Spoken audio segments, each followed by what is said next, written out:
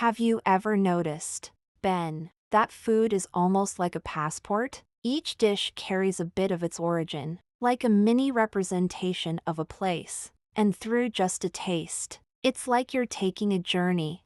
That's so true, Alice. Food isn't just something to keep us going, it's a bridge across cultures, history, and memories. It's practically storytelling on a plate. Thinking back, food has been at the center of so many of my favorite moments. Hasn't it been for you?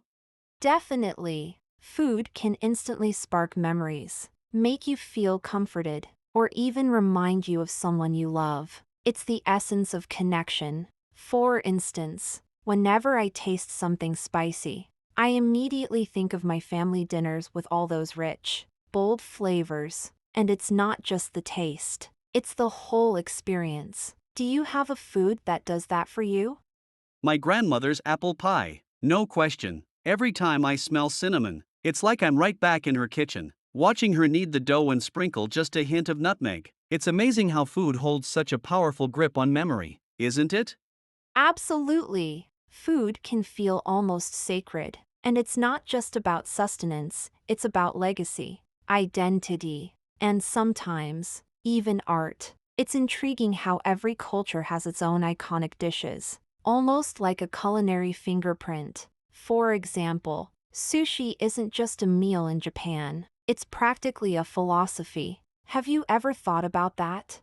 That's a brilliant way to put it, Alice. Sushi represents so much precision, beauty in simplicity, even a kind of humility. Each slice of fish, every grain of rice, it's all prepared with such care. It's like the Japanese concept of wabi-sabi, finding beauty in simplicity and imperfections. It goes beyond flavor to convey respect for ingredients. And isn't it fascinating how a single bite can hold so much history?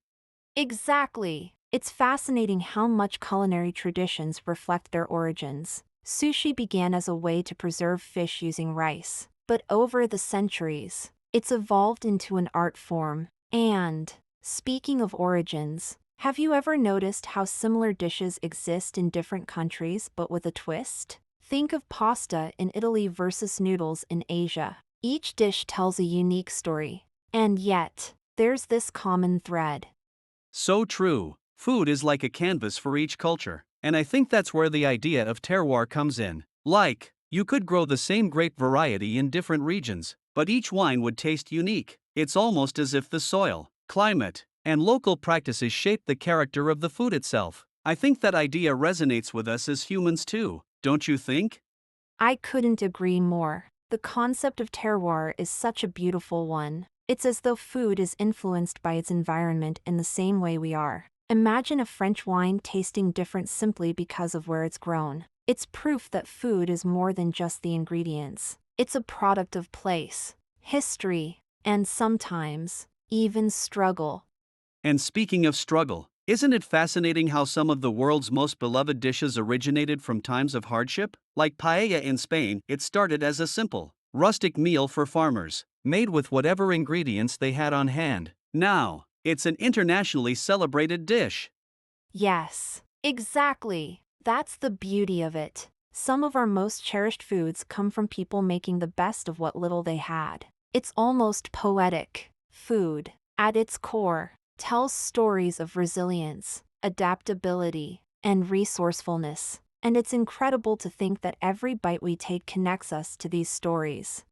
I love that idea. Food as a storyteller, preserving the essence of times past. And, when you think about it, even the way we eat connects us to history. Remember when we tried Ethiopian food? The way they serve everything on one big platter, and you share it with your hands. It's more than a meal, it's a tradition of togetherness.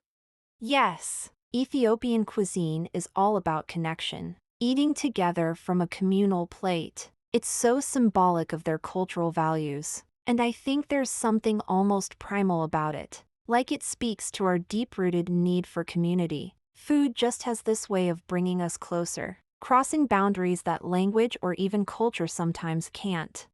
Absolutely. There's a saying, to break bread together, which literally means sharing a meal. But it's so much more than that, isn't it? It's like a small act of peace, of friendship. Imagine how much friendlier the world would be if everyone shared a meal.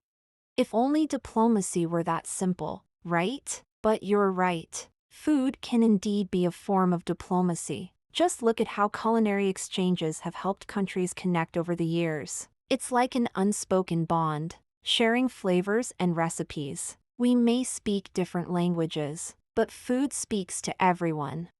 And isn't it wonderful that food can be so diverse yet universal? Each dish has its own flavor, its own identity, and yet, at the heart of it, we all seek comfort, pleasure, and connection from it. Take fusion cuisine, for example. It's such a modern phenomenon but reflects a merging of worlds, blending flavors from different cultures to create something entirely new. Fusion is fascinating. It's a testament to how interconnected we've become, blending flavors and techniques from different corners of the world. Yet, I feel there's something to be said about preserving tradition as well. It's a delicate balance, don't you think?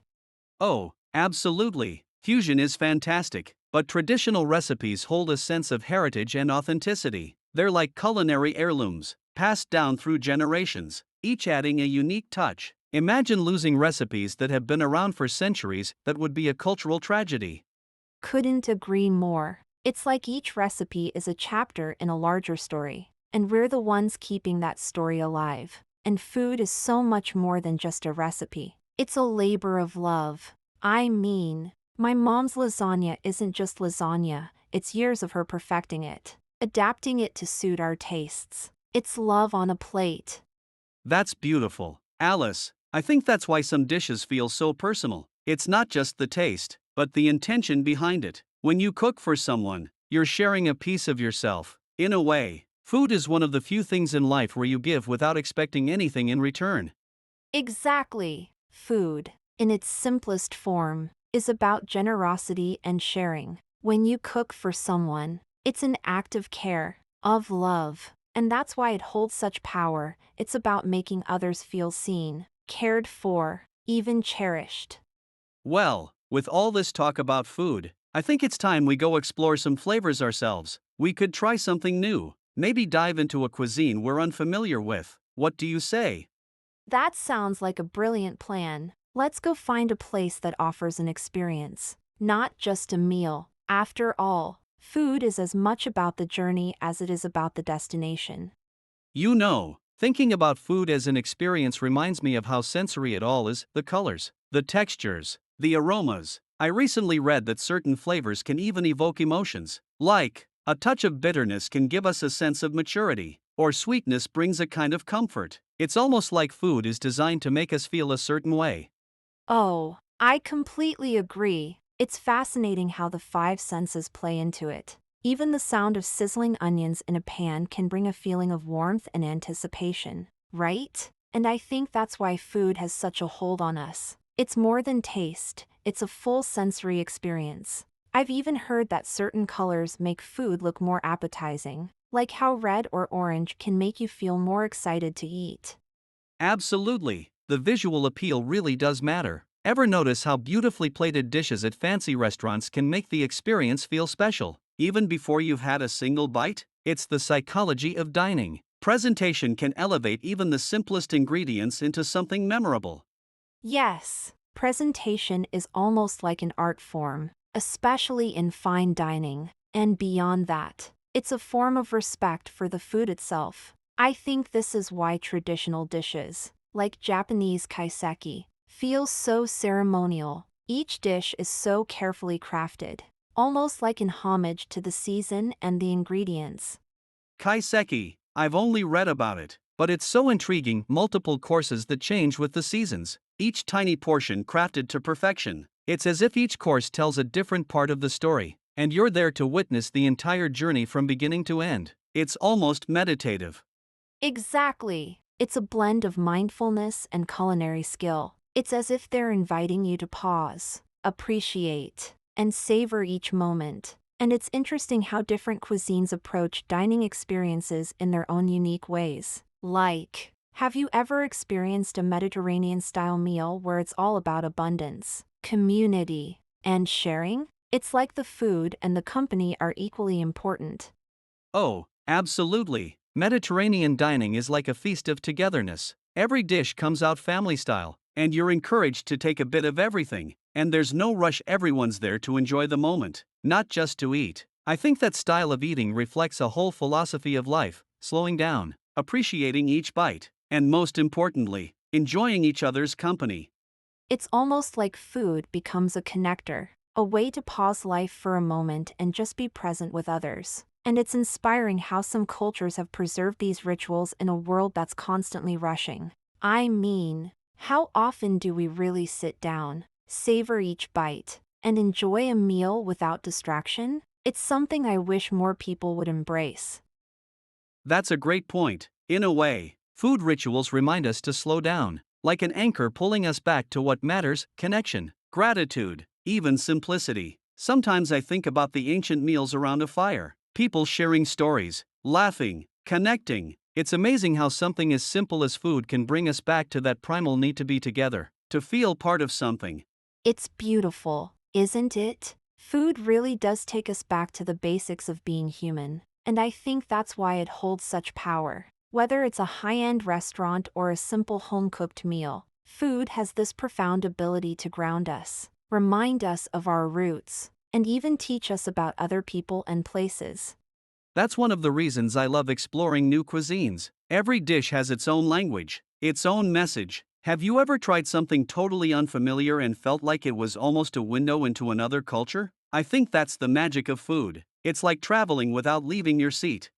Exactly. It's one of the reasons I try to eat a variety of international foods whenever I can. It's a way to embrace diversity. I mean, every time I try a new dish, it's like I'm expanding my understanding of the world, even if just a little. And there's so much humility in that, don't you think? Knowing that we can never truly taste or understand everything, but being willing to try. There's definitely a sense of humility. Food shows us that we're all connected in a way, even if we have our differences. And I think it's one of those rare things that brings everyone together, regardless of culture, language, or background. Everyone loves good food. It's a universal language. A universal language, I couldn't agree more. It's like every culture has its own dialect of this shared language, and food has this way of breaking down barriers, doesn't it? When you share a meal with someone, it's almost as if you're communicating on a level that goes beyond words. It's a form of bonding, almost like saying, "We're in this together." And maybe that's why food holds so much meaning. It's not just about eating, it's about sharing, connecting, and celebrating. It's almost like we're saying, "I respect you and your story, and I want to experience it with you." That's what makes food experiences so unforgettable.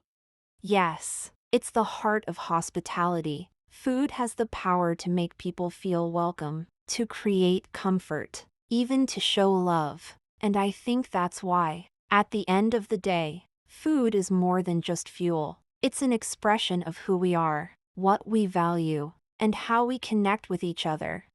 And to think it all starts from something so simple: ingredients growing in the earth, waiting to be transformed. Every meal is a bit of nature, culture, and creativity coming together. I mean, isn't it amazing that something as ordinary as a loaf of bread or a bowl of rice can mean so much? It's beyond amazing, and the more I think about it, the more I realize that food truly is a gift. Every bite, every flavor, every shared meal, it's a moment to be grateful for. Food doesn't just feed the body, it nourishes the soul. Well, Alice, I think we've managed to talk ourselves into a real hunger here. Let's put all this philosophy into action and find somewhere to eat. You're absolutely right. Ben, let's find a place that lets us savor not just the food but the experience. After all, as we've been saying, it's all about the journey. Couldn't agree more. Here's to good food, good memories, and plenty of stories to share. And to think, we almost take this journey with every meal, every new taste. It's like each one is an invitation to slow down and be present. So often, we get caught up in the rush, the need for quick meals, fast solutions, but sitting down to really appreciate food, that's something truly special, something I want to make more time for. Absolutely, Alice. And I think the beautiful part is that it doesn't always have to be extravagant or high-end to feel meaningful. A simple dish made with care, even something humble like a well-cooked pasta or a homemade stew, can carry just as much weight as the finest cuisine. Sometimes, the best meals are the simplest ones, especially when they're shared. Couldn't agree more. I mean, some of my favorite meals weren't in fancy restaurants. They were homemade, shared with family and friends, where you could taste the love and effort put into it. There's this expression, I think it's Italian, cucina povera, which means peasant cooking. It's all about using simple ingredients creatively, and somehow, those meals can be the most comforting. Cucina povera. Yes, I love that idea. It's cooking that respects the ingredients, wastes nothing, and relies on creativity rather than excess. It's like a philosophy as much as a style of cooking. I think we all could use a bit of that in our lives: less waste, more appreciation, and it's a way to be grounded. To understand that food doesn't need to be complicated to be wonderful. I couldn't have said it better. The basics, when done right, can be incredibly satisfying. I remember this one time, during my travels in Greece. I had the simplest salad, just tomatoes, cucumbers, olive oil, a little feta, and it was one of the best things I'd ever eaten. The flavors were so pure and fresh. It made me realize that sometimes, less is more. I think that's a universal truth, isn't it? Often, it's the simplest pleasures that are the most memorable, and food has that remarkable ability to teach us life lessons, like patience, appreciation, even gratitude. I mean, it's not often we think about what goes into each meal: the labor, the history, the journey each ingredient has taken, but when we do, it's like we're part of something much bigger. So true, Ben. Food really does connect us, not just to each other but to the world around us, to the earth. It's almost like eating is a form of honoring the work, the nature, the effort that went into it all, and when we really pay attention to that, it transforms the way we eat. I guess that's what makes each meal a small celebration of life itself, if we choose to see it that way. It's fascinating how food can teach us mindfulness without even trying. Just a single meal can remind us of the beauty in the small things, the wonder in what's right in front of us. You're right, it's an invitation to be present. And it's funny. I think most people don't realize that something as everyday as food can be a source of wisdom, connection, and even happiness. It's easy to get caught up in the rush, but when we slow down and pay attention, every meal has something to offer, even if it's just a moment to breathe and enjoy. Exactly. And I think today's conversation has shown me that food is so much more than what's on the plate. It's history, tradition, creativity, and even philosophy all wrapped up in one. And the best part? It's something we all get to experience, no matter where we are in life. Absolutely. Food is universal, yet incredibly personal. Every meal, every dish, carries a piece of us, our stories, our journeys, and sharing those moments, those flavors, that's what makes life so rich and vibrant. Thanks for sharing this conversation, Ben. It's given me so much to think about. Thank you, Alice. This talk has reminded me to approach every meal with more thought, more presence. Here's to savoring every bite and treating every meal like the little celebration it truly is. To savoring, to slowing down, and to appreciating the beauty of food. Here's to many more delicious experiences and conversations ahead.